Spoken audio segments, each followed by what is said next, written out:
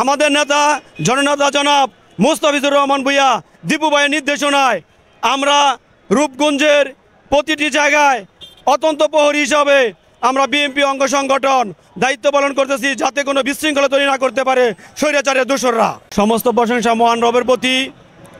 আজকে স্বৈরাচার শেখ হাসিনার বিরুদ্ধে যে রায় দিয়েছে বাংলার জনগণ, তথাপি সাধারণ মানুষ, বিএনপি সহ যত জনগণ আছে বাংলাদেশের, সবাই অনেক খুশি হয়েছেন এবং বাংলাদেশের বিজয় হয়েছেন। 5ই আগস্টে একটি বিজয় হয়েছে। আজকে শেখ হাসিনার ফাঁসির রায়ের মাধ্যমে বাংলাদেশের দ্বিতীয় বিজয় হয়েছে আমরা বলে মনে করি। কারণ স্বৈরাচার শেখ হাসিনা গত 16টি বছর বাংলাদেশে গুম, খুন, অত্যাচার এমন কোনো কাজ নাই যা জনগণের উপরে চাপিয়ে না দিয়েছে।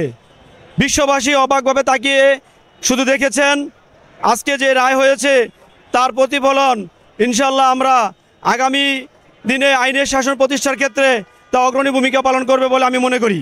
এবং এই রায়কে ঘিরে যদি রূপগঞ্জকে কোনো উত্তক্ত করতে চায় স্বৈরাচার বাহিনী, আমরা বিএনপি অঙ্গ সংগঠন তথা বাংলাদেশ জাতীয়তাবাদী স্বেচ্ছাসেবক দল রূপগঞ্জ থানা এবং প্রতিটি ইউনিয়ন এবং ওয়ার্ডের স্বেচ্ছাসেবক দলের যত কর্মী বাহিনী আমরা আছি, ইনশাল্লাহ আমরা তা প্রতিহত করব।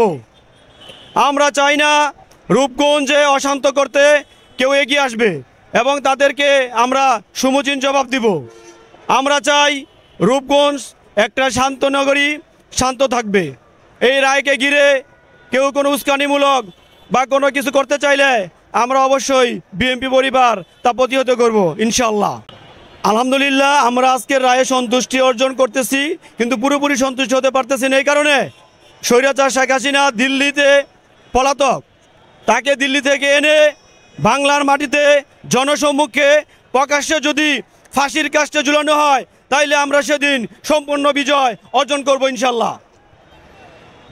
আমাদের নেতা জননেতা জনাব মুস্তাফিজুর রহমান ভূঁইয়া দীপু ভাইয়ের নির্দেশনায় আমরা রূপগঞ্জের প্রতিটি জায়গায় অত্যন্ত প্রহরী হিসাবে আমরা বিএনপি অঙ্গ সংগঠন দায়িত্ব পালন করতেছি, যাতে কোনো বিশৃঙ্খলা তৈরি না করতে পারে স্বৈরাচারের দোসররা।